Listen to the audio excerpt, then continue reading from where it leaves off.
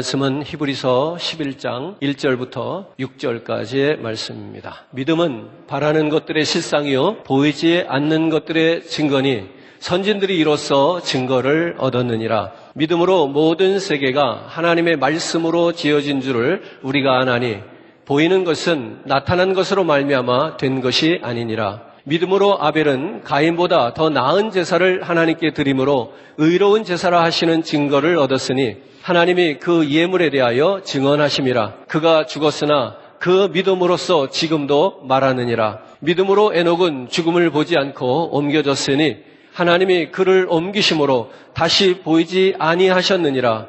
그는 옮겨지기 전에 하나님을 기쁘시게 하는 자라 하는 증거를 받았느니라. 믿음이 없이는 하나님을 기쁘시게 하지 못하나니 하나님께 나아가는 자는 반드시 그가 계신 것과 또한 그가 자기를 찾는 자들에게 상 주시는 이심을 믿어야 할지니라. 아멘. 우리가 말씀의 제목을 같이 한번 읽겠습니다. 다 같이요. 믿음이란 무엇이며 왜 필요한가? 우리가 교회에서 가장 흔하게 듣는 단어가 믿음이 아닐까 생각합니다. 우리 그리스도인들이 가장 편하게 이야기하는 단어 중에 하나가 사랑과 함께 믿음이 아닐까 생각합니다. 그렇게 누구나 다 알고 그렇게 누구나 쉽게 사용하는 믿음이라고 하는 말에 대해서 왜 새삼스럽게 그 믿음이 무엇인지 또 왜 믿음이 필요한지에 대해서 언급을 하려고 하는 것일까? 오늘 말씀을 전하고자 하는 목사의 마음을 여러분들이 같이 좀 헤아려 주셨으면 좋겠습니다. 무슨 이야기인가 하면 우리가 그토록 잘 아는 믿음, 또 우리가 물어보면 다 누구나 믿음이 있다고 말을 하고 고백을 하게 되는데 그 믿음이 과연 얼마나 효과적이고 얼마나 능력이 있는지, 오늘 내 안에 그 믿음이 나를 구원하는 믿음이라고 하는데, 믿음으로 구원을 받겠다고 하는데 과연 그 내 안에 있는 믿음이 나를 구원할 만한 믿음인지 한 번 더 확인해보는 그런 시간이 되었으면 좋겠습니다. 속으로 한번 대답해 보시기 바랍니다. 여러분들은 여러분 자신의 믿음이 여러분들을 구원할 수 있는 그런 믿음이 소유되어져 있습니까? 오늘날 많은 사람이 믿음을 이야기하는데요. 그 믿음을 어떻게 생각하는가 하면 명백한 증거가 없는데 그냥 믿어주는 거, 실체가 없는데 그냥 믿어주는 거, 그것을 믿음이라고 생각하는 경우가 있더라고요. 그렇게 생각하는 믿음은요, 하찮은 믿음입니다. 아니, 본인이 하찮게 여길 수밖에 없습니다. 왜냐하면 증명될 수 없고 실체가 존재하지 않는데 그냥 믿어주는 것이기 때문에 그 믿음에 대해서 하찮게 여길 수밖에 없다는 이야기입니다. 하지만 이것은 믿음에 대한 오해입니다. 믿음은 맹신과 달라요. 믿음은 단순한 느낌이 아니에요. 그저 무엇인가 있을 법도 한 것을 믿어주는 것이 아니라 그저 무엇을 믿는 것 그 이상의 의미가 있다는 이야기입니다. 맹신이라고 하는 것은 잠깐 믿었다가 사라질 수도 있는 것들을 말합니다. 그러나 여러분, 우리가 말하는 믿음은 잠깐 있다가 사라지는 것이 아니라 언제까지나 영원히 지속되어서 우리가 하나님 앞에 나아갈 때 나의 그 믿음이 내 영혼을 구원시킬 수 있는 믿음이어야 한다는 것입니다. 지난주에도 우리가 잠깐 언급한 것처럼 무엇이 영적인 것인가? 여러분, 유한한 것은 영적인 것이 될 수 없어요.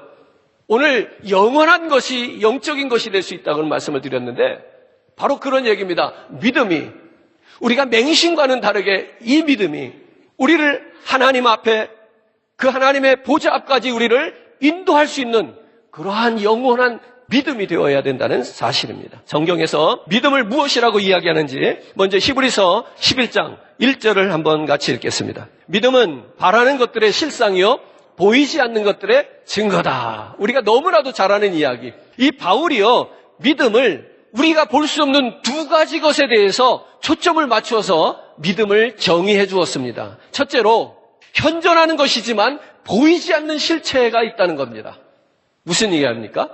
보이지 않는 것들의 증거다. 실체가 있기는 있는데 지금 보이지 않는다는 거예요. 그러나 그것을 믿는 거예요. 인정하는 거예요. 우리의 신체적인 눈으로는 여호와 하나님이 보이지 않고 성령 하나님이 보이지 않고 하나님의 왕국이 보이지 않고 영원한 영의 세계가 보이지 않아요. 그러나 그 세계와 그 하나님의 존재 자체가 없는 것이 아니라는 거예요. 존재하지만 보이지 않는 것, 바로 그것이 보이지 않는 것들의 증거라는 거예요. 두 번째로 바라는 것들. 믿음은 바라는 것들의 실상이요, 이렇게 말합니다. 바라는 것들, 아직 일어나지 않은 일들에 초점을 맞췄어요. 첫째는 뭐였죠? 실제로 지금 현재 존재하는데 보이지 않는 것. 두 번째, 바라는 것들은 지금 존재하는 것이 아니라 미래에 존재하는 것. 그러나 너무나도 확실하게 내가 인정할 수 있는 것. 무슨 얘기인가 하면 여러분들의 미래가 보입니까? 안 보이잖아요. 미래는 볼 수 없잖아요. 현재에서 우리가 어떻게 미래를 봐요? 그런데 미래가 없습니까? 있잖아요. 곧 그 미래를 우리가 경험할 거 아니에요. 조금 있으면. 그 미래가 10년, 20년 미래 아니더라도 10분 후의 미래가 있을 거 아니에요. 우리가 5분 후를 볼 수 있을까요? 못 보잖아요. 그런데 이 보이지 않는 것들의 실상이 되는 거예요. 바라는 것들의 실상이 되는 거예요. 즉 우리의 미래에다가 초점을 맞췄는데 아직 일어나지 않은 일들, 곧 다가올 미래 우리가 볼 수 없습니다. 그런데 그렇다고 해서 그 미래라고 하는 실체가 존재하지 않느냐? 아니요, 존재한다는 거예요. 사도 바울은 진정한 믿음을 막연한 것에다 둔 것이 아니라고 얘기하는 거예요. 확실한 근거에 기초해 있다는 거예요. 그 믿음을 가리켜서 바라는 것들의 실상이요, 이 실상이라고 하는 말을 다른 성경에서는 어떻게 번역했는가 하면 보증된 기대, 그 기대가 보증되어 있다는 거예요. 또는 권리증서, 권리증서 아시죠? 자, 여러분들이 집을 사고 팔 거 아니에요. 돈을 갖다 주고 집을 살 때 어떻게 사셔요? 돈을 가지고 내가 살 그 집 앞에 가서 돈 주고 이제부터 내가 여기서 삽니까? 아니잖아요. 그 집이 아닌 제3의 장소에 가서 돈을 주고받으면서 뭘 써줘요? 권리증서를 써주는 거예요. 사인을 해서 넘겨주는 거예요. 그러면은 돈을 주니까 상대방이 집 문서를 주면서 여기 당신 집이 여기 있습니다, 이렇게 말을 할 수 있잖아요. 그러면 당신 집이 여기 있다는 얘기는 종이에서 살라는 거예요? 그 문서에서 살으라는 거예요? 아니잖아요. 실체는 어디 있어요? 그 집은 어디냐고. 이 사무실에 이 종이에 있는 게 아니라 저기 그 주소에 가면 있을 거 아니에요. 근데 우리는 무엇을 주고받으면서 집을 주고받아요? 권리증서, 이 문서를 주고받으면서 집을 주고받은 거예요. 이게 내 집이다. 거기서 살 거요? 그 종이 위에서 사는 거 아니잖아요. 그런데 우리는 종이를 받으면서 집을 얻은 것을 확신하는 거예요. 이게 권리증서입니다. 바로 바라는 것들의 실상이 바로 이렇다는 얘기입니다. 우리의 믿음은 이런 믿음이라는 겁니다. 그래서 아까 질문한 거예요.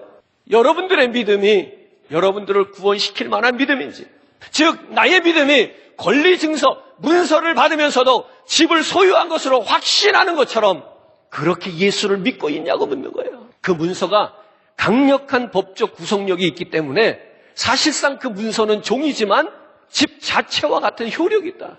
이와 마찬가지로 우리의 믿음이 그렇다는 겁니다. 하나님께서 하나님에 대해서 말씀하시고 하나님이 우리에 대해서 약속해 주신 그 모든 것들이 문서와 같다는 거예요. 권리증서예요. 그게 믿어지냐고요. 내가 집 문서를 들고서 내가 집이 생겼어 믿는 믿음과 성경 말씀을 보면서 하나님의 나라가 저 천국이 내 것이 되었다라고 하는 믿음이 같이 느껴지냐고요. 그 느낌이 정말로 똑같냐 말이에요. 믿음이 있으면 그 하나님의 약속이 반드시 이루어질 것이 믿어지는 거예요. 신뢰가 되는 거예요.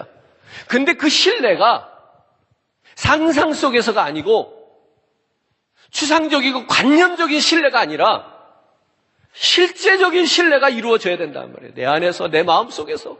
지식적으로 무엇이 믿음인지를 모르는 사람은 여기 아무도 없어요.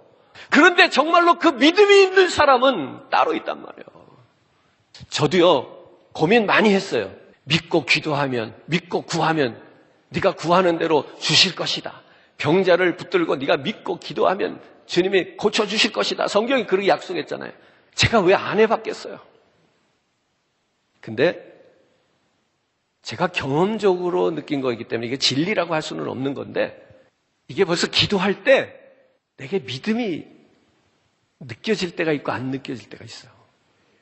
세상에 이렇게 말하는 고백하는 목사가 아마 없을 것 같아요. 정말로 하나님의 놀라운 역사가 일어날 때는 이미 내 안에 이게 너무나도 확실한 증거가 먼저 와요.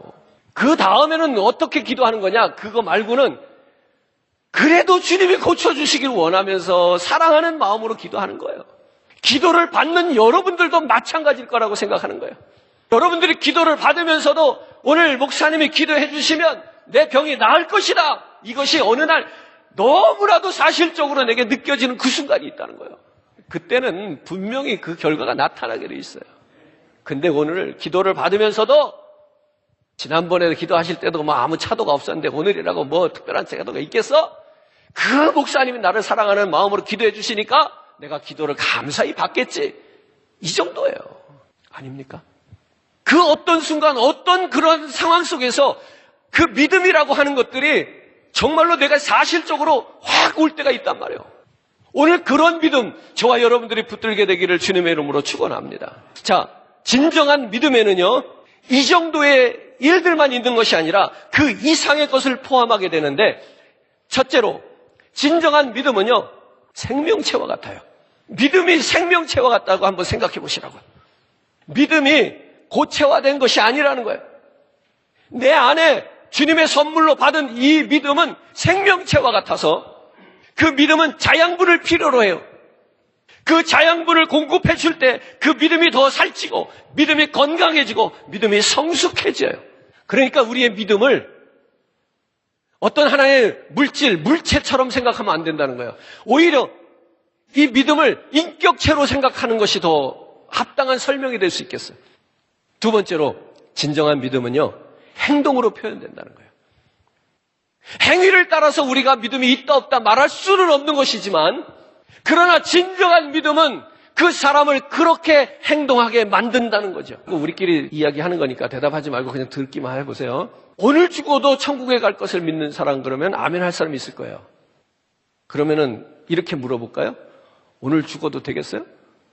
그래서 오늘 죽고 싶은 사람, 그렇게 천국이 가고 싶고 그 천국 내가 지금 죽어도 간다면서 오늘 죽는 건 좀 곤란하잖아? 우리가 믿음의 한계를 제가 설명하고 싶은 거예요. 내게 믿음이 없다는 얘기가 아닌데 그 믿음이 성숙하지 못했어요, 아직. 그 믿음에 우리가 더 많은 자양분을 공급해서 살아있는 인격체처럼 그 믿음이 주님의 나라까지 자라가야 된다는 거예요. 믿음을 고형화시켜서 물체처럼 딱 규정시켜 놓지 말라는 거예요. 믿음이 우리 안에서 살아 움직이고 그 믿음이 자라가고 그 믿음이 성숙하고 그럴 때 그 믿음이 우리를 주님의 나라에까지 인도하는 믿음이 되겠다는 이야기고요. 오늘 그 진정한 믿음은 우리를 그렇게 행동하게 만든다는 거예요. 오늘 죽어도 주님 앞에 갈 수 있는 믿음에 확신이 있는 사람이 왜 죽기를 두려워해? 우리의 행함이 반드시 믿음에 따라가기를 바라는 겁니다. 이 믿음의 중요성을 히브리서 11장 6절에 바울이 이렇게 이야기합니다. 같이 읽어요. 믿음이 없이는 하나님을 기쁘시게 하지 못하나니 하나님께 나아가는 자는 반드시 그가 계신 것과 또한 그가 자기를 찾는 자들에게 상 주시는 이심을 믿어야 할지니라. 믿음의 중요성이 여기서 설명되고 있는데 뭘 중요하게 설명하고 있는가 하면 믿음이 없으면 하나님 앞에 나아갈 수 없다는 얘기를 하고 있어요.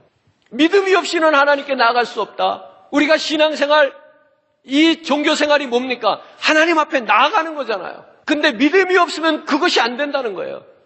오늘 내가 교회 자리에 와서 참석했다고 하나님 앞에 나아가는 건 아니에요. 그러면 목사가 하나님이게? 여기에 나오면 하나님 앞에 나온 거라면 그게 아니잖아요.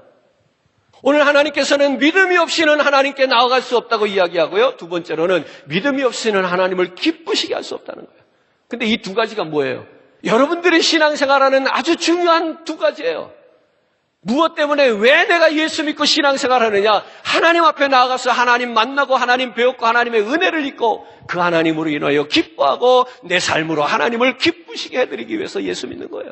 근데 이 두 가지가 믿음이 없으면 안 된다는 거거든요. 그러니까 믿음이 얼마나 중요하다는 이야기입니까?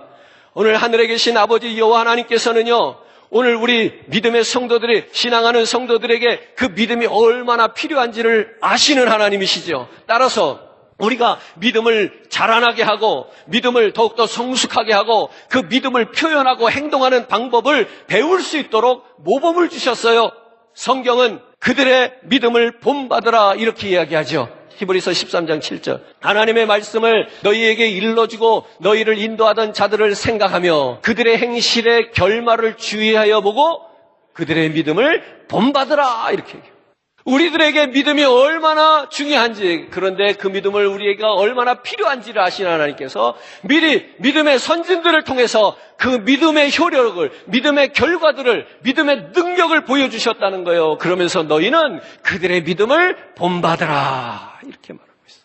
히브리서 12장 1절을 읽겠습니다. 이러므로 우리에게 구름같이 둘러싼 허다한 증인들이 있으니 모든 무거운 것과 얼매기 쉬운 죄를 벗어버리고 인내로서 우리 앞에 당한 경주를 하며, 오늘 1절 앞에 부분에 보니까 우리에게 구름같이 둘러싼 허다한 증인들이 있다.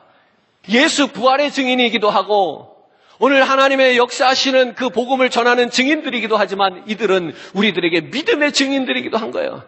무슨 이야기인가 하면 성경에는 허다한 무리들, 허다하게 많은 증인들을, 믿음의 증인들을 우리들에게 보여주셨다는 거예요.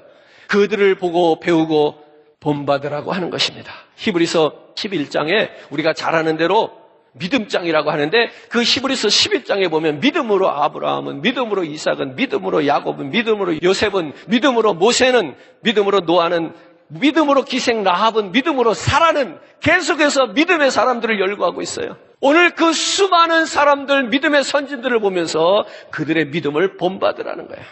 사랑하는 성도 여러분, 믿음을 나타낸 그들의 삶을, 그 믿음으로 살았던 그 결과를 보고 그들의 믿음을 배우라고 그래. 오늘 이 믿음은 너무나도 확실하고 너무나도 사실적이라는 얘기를 하고 있는 거예요. 우리가 지금 들어서 믿을 수 없으면 믿음으로 살아던 선진들의 삶을 통해서, 그들의 삶의 결과를 통해서 그것을 보고라도 믿으라는 거예요. 오늘 그러한 확실한 믿음이 저와 여러분들에게 있어지기를 바랍니다. 오늘 그 믿음은 우리의 삶의 힘이 되고 우리의 삶의 능력이 된다는 사실을 기억하시기 바랍니다. 말씀을 좀 더 읽죠. 잠언 16장 3절. 너희 행사를 여호와께 맡기라. 그리하면 내가 경영하는 것을 이루어지리라. 한 군데 더 읽어요. 이사야서 41장 8절 10절 시작. 그러나 나의 종 너 이스라엘아, 내가 택한 야곱아, 나의 벗 아브라함의 자손아, 내가 땅 끝에서부터 너를 붙들며 땅 모퉁이에서부터 너를 부르고 내게 이르기를 너는 나의 종이라. 내가 너를 택하고 싫어하여 버리지 아니하였다 하였노라. 두려워하지 말라. 내가 너와 함께함이라. 놀라지 말라. 나는 네 하나님이 됨이라. 내가 너를 굳세게 하리라. 참으로 너를 도와주리라. 참으로 나의 의로운 오른손으로 너를 붙들리라. 믿으시면 아멘. 진짜 믿으시는 거예요? 그러면 왜 우리가 염려하고 걱정하고 두려워하고 무서워하면서 살까요? 하나님이 그의 의로운 오른손으로 나를 붙드신다는데 왜 우리에게 이 두려움과 우리의 근심이 떠나질 않는 것일까요? 여러분, 오늘 이 말씀이 우리의 삶에서 실제적으로 적용되어지고 경험되어지는 그런 믿음의 삶을 살아가기를 주님의 이름으로 축원합니다. 구약에 보니까 야곱이라고 하는 인물이 등장하는데 그는 사랑하는 여자가 있었어요. 라헬이었습니다. 그 라헬을 아내로 맡기 위해서 7년 동안이나 그 삼촌집에서 머슴살이처럼 그렇게 일을 했습니다. 그런데 야곱이 정작 바라고 원했던 라헬과 결혼을 한 것이 아니라 첫날 밤을 지내고 보니까 그의 언니 레아였어요. 무슨 이런 일이 있어요. 그렇게도 원하는 일을 위해서 7년 동안 땀을 흘리며 수고를 했는데 결과는 전혀 엉뚱한 결과가 왔어요. 오늘 우리들이 경험하고 있는 결과 아닙니까? 내가 바라고 원하는 것이 있었는데 그래서 수고를 했는데 결과는 엉뚱한 거예요. 우리들의 자녀를 위하여 기도하고 그 자녀가 잘 되기를 바라고 기도하고 그렇게 수고를 했는데 우리가 원하는 결과와는 전혀 다른 결과가 나타났어요. 이럴 때 우리 어떡합니까? 낙심하잖아요. 좌절하잖아요. 그런데 그러지 마시라는 거예요. 왜 그런가 하면 이 야곱이 그래서 원하는 라헬과 결혼하지 않고 원하지 않던 레아와 동침을 해서 아들을 낳았는데 그 아들이 유다예요. 유다는 누구예요? 메시아의 조상이 되는 거예요. 그러니까 가만 생각해 보세요. 야곱이 실패를 했다고 생각했는데 그 실패 속에서도 하나님의 엄청난 축복이 들어있네요. 오늘 우리가 이렇게 생각하는 거예요. 내가 원하는 대로 수고했는데 결과가 원하는 대로 안 나왔어. 금덩어리를 원했는데 손에 돌덩어리가 들려진 거예요. 실망이 되는 거예요. 근데 여러분, 거기서 실망하고 좌절하면 믿음이 없는 거예요. 그보다 더한 상황에서도 우리가 흔들리지 않는 믿음이 있어야 된다는 거예요. 그게 진정한 믿음이라는 거예요. 뿐만 아니라 욥이 환난을 당하잖아요. 한번 읽어봐요. 욥기서 23장 10절. 그러나 내가 가는 길을 그가 아시나니 그가 나를 단련하신 후에는 내가 순금같이 되어 나오리라. 나를 단련하신 후에는 지금 자기가 단련되고 있어요. 무엇처럼? 순금이 되기 위해서 용광로에서 그 금광석이 녹아져야 되는 것처럼 그 풀무에서 뜨거운 불 속에서 연단되어지고 있다는 얘기예요. 이것이 욥에게 뭐가 그렇게 희망적인 상황이겠어요? 비관적일 수밖에 없는 상황이에요. 그런데도 불구하고 그가 뭐라고 고백해요? 내가 가는 길을 그가 아시나니라고 하는 믿음을 가지고 고백하기를 그가 나를 지금은 단련하신다. 그런데 나는 이 단련하는 풀무불에서 뜨거운 고난 중에서 끝날 것이 아니라 순금으로 나오게 될 것이다. 이렇게 얘기하고 있어요. 오늘 우리의 믿음이 단련된 후에는 순전한 믿음으로 나오게 될 것을 믿으시기 바랍니다. 이것을 믿는 것은 그냥 믿는 것이 아니라 하나님께서 나의 가는 길을 아신다라고 하는 믿음이 있을 때 단련의 시간을 통과할 수 있다는 얘기예요. 힘들고 어렵고 고난스러운 시간을 우리가 극복할 수 있는 것은 내 능력과 내 용기와 내 결단으로 하는 것이 아니라 내가 가는 그 길을 하나님이 아신다라고 하는 이 사실을 믿는 믿음이 우리가 그 길을 가능하게 갈 수 있도록 돕는다는 거예요. 그러니까 우리의 믿음은 하찮은 것이 아니라 우리의 많은 삶의 역경 속에서 부딪히는 모든 문제들을 해결하고 극복해가는 놀라운 능력이라는 겁니다. 그러니까 보세요. 여러분들의 삶에서 여러분들의 믿음을 효과적으로 사용해보고 그 사용한 믿음의 그 능력을 실제적으로 경험해보지 않고서는 그 믿음을 어떻게 장담할 수 있냐고요. 여러분들의 믿음을 가지고 여러분들의 삶의 현장에서 부딪히는 크고 작은 문제들에게 자꾸 써먹으셔야 돼요. 사용하셔야 된단 말이에요. 그리고 확신을 가져야 돼. 믿음이 통하는구나. 믿음으로 하니까 되는구나. 그러한 확신을 갖고 우리가 주님 앞에까지 가야 되지 않겠냐는 거예요. 아무 잘못도 없이 감옥에 바치고 매를 맞고 위협을 당해서 병든 몸을 이끌고 살았던 바울이 이렇게 고백합니다. 로마서 8장 28절.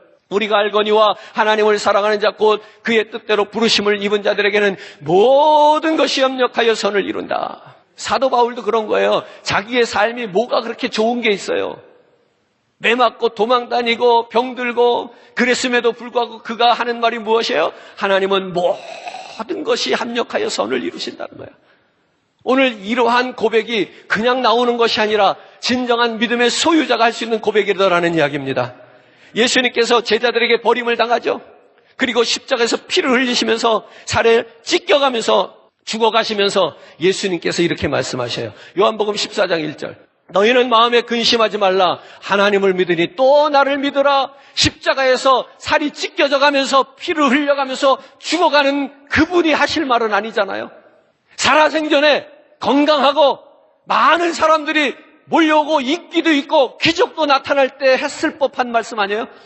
그런데 주님이 고난 중에 죽어가시면서 생명이 곧 끊어지는 그 앞에서 하신 말씀이 너희는 마음에 근심하지 말라. 하나님을 믿으니 또 나를 믿으라. 이렇게. 이게 어떻게 가당해요? 실패자의 모습을 그대로 드러내시면서 나를 믿으래. 오늘 이 모습 속에서요. 예수님의 믿음도 우리가 한번 생각해 볼 수 있어요. 무슨 얘기인가 하면 하나님께 철저하게 버림을 당하잖아요. 하나님이 절대로 그거를 죽기까지 도와주지 않잖아요. 근데도 저렇게 말하고 있어요. 너희는 마음에 근심하지 말라. 하나님을 믿으니 또 나를 믿어라. 우리 과거 한국 사회도 보면 일제시대와 또는 6.25 전란을 전후해서 그런 신앙적인 핍박을 받았던 우리 믿음의 선배들이 있잖아요. 그들 중에는 내가 죽더라도 믿음을 부정하지 않고 예수 붙들고 모판을 걸어가고 청사를 당하는 그런 분들도 있었지만 얼마나 많은 그리스도인들이 자기의 믿음을 부정하고 하나님을 부인하고 자기 목숨을 살렸냔 말이에요. 예수님께서 지금 가장 세상에서도 또한 하나님 보시기에도 가장 처참한 방법으로 참담하게 버림을 받는 그 순간에 하나님에 대한 믿음을 표현하고 있어요. 이게 믿음입니다. 오늘 이러한 믿음이 저와 여러분들의 믿음이 되기를 주님의 이름으로 축원합니다. 보십시오. 아브라함이 하나님께 명령을 받는데 100세 얻은 아들 이삭을 모리아 산에 데리고 올라가서 번제로 바치래요. 하나님께서는 아브라함의 믿음을 언제 확인했다고 말씀하셨는가 하면 그 아들을 칼로 이렇게 치려고 그럴 때 아브라함아 아브라함 하면서 그 손을 멈추게 하시고 수풀에 걸린 수양을 준비해 놓으시면서 이제 내가 내 믿음을 보았노라 알았노라 이렇게 말씀하시잖아요. 근데 사실은요 우리들은요 아브라함의 믿음이 모리아 산을 올라갈 때부터 그 믿음이 있었다는 것을 볼 수 있길 바라요. 그 하나님의 무모한 명령을 따르고 있는 그 아브라함의 모습, 산이니까 높은 곳이니까 상징적으로 어려움, 고난을 의미하기도 하겠지만 실제적으로 그 모리아 산은 아브라함의 믿음을 시험하는 산이었어요. 아브라함의 믿음이 시험받는 곳이 바로 모리아 산이었어요. 그런데 보세요. 거기서 시험을 당하면 지는 거예요. 그 시험의 산에서 아브라함이 정말로 하나님의 죽은 자도 살리실 것을 믿는 이 놀라운 부활의 믿음이란 말이에요. 아브라함 때 예수 그리스도의 부활에 대한 믿음을 가졌다는 얘기를 하고 있어요.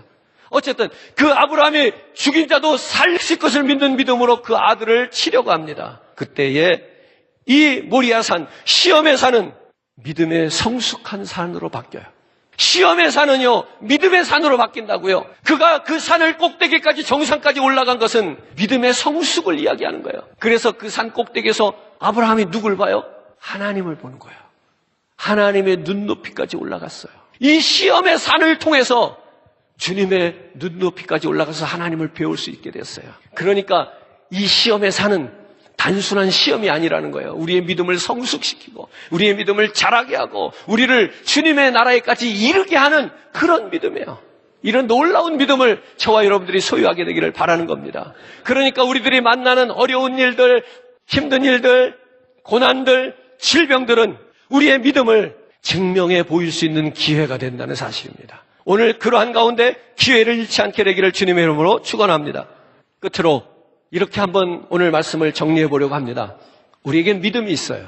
그 믿음을 가지고 어떻게 쓰느냐 하는 것을 한번 생각해 봅시다. 우리에게 있는, 내게 있는 믿음을 여러분들은 어디에 어떻게 사용하고 있습니까? 내가 힘들고 어려울 때, 내가 곤란하고 답답할 때, 정말로 앞이 안 보이고 내 인생의 길이 가로막힐 때 주님 나를 도와주세요. 내가 이 세상에 아직도 이 죄 가운데 발을 빼지 못하는 이 세상에 발을 두고 사는 이곳에 주님 찾아와 주셔서 하나님 내가 당한 이 곤란한 것을 주님 해결해 주세요.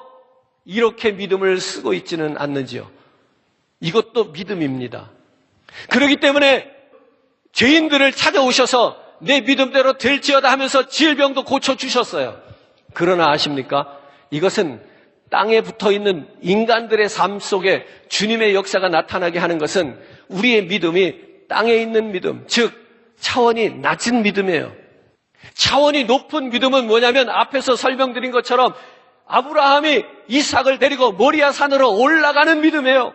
그래서 그 정상에 올라가서 하나님의 명령대로 할 수 없는 일을 하겠다고 그곳에 올라가서 결국 하나님을 배우는 자리까지 나아가게 하는 믿음. 이 믿음이 바로 차원이 높은 믿음이에요. 이렇게 물어보겠습니다. 오늘 나의 믿음으로 나는 하나님을 나에게로 낮추고 있는가? 나에게로 끌어당기고 있는가? 아니면 나의 믿음으로 내 자신을 하나님께로 올리고 있는가? 분명히 여러분들에게는 믿음이 있을 거란 말이에요. 그 믿음이 하나님을 내 삶의 인생 속으로 자꾸만 오시옵소서 주시옵소서 하면서 끌어당겨서 하나님을 이 낮은 곳으로 자꾸만 끌어내리고 있는 믿음인지, 아니면 내 믿음이 나를 죄인이지만 이 땅에 발을 붙이고 사는 끔찍한 죄인이고 용서받을 수 없는 죄인이지만 그 믿음이 나를 그 영원하고 그 죄 없고 그 한량없는 은혜가 있는 그 하나님의 나라로 나를 이끌어 올리고 있는 믿음인지, 어떤 믿음일까요?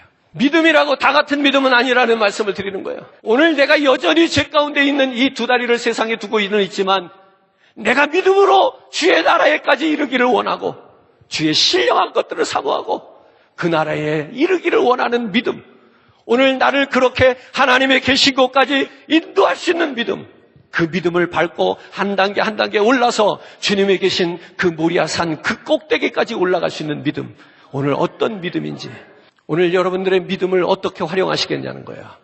두 가지 다 가능한 거예요. 그러나 다르다는 거예요. 잘못된 것은 없어요. 그러나 초보적인 단계에서 이제는 우리가 성숙한 단계로 나아가는 믿음이 되자는 거예요. 입술로 내가 주를 시인하면 구원받는다는 이런 가벼운 생각은 좀 이제 버려두자는 거예요. 여러분 예수 믿은 지 오래되셨잖아요. 오늘 우리의 믿음이 깊이가 있고 성숙해지기를 바라는 겁니다, 여러분. 오늘 나의 영혼을 그 나라에까지 이르게 할 수 있는 그런 믿음이 되어보자는 겁니다. 오늘 그런 믿음이 저와 여러분들에게 나타나기를 주님의 이름으로 축복합니다.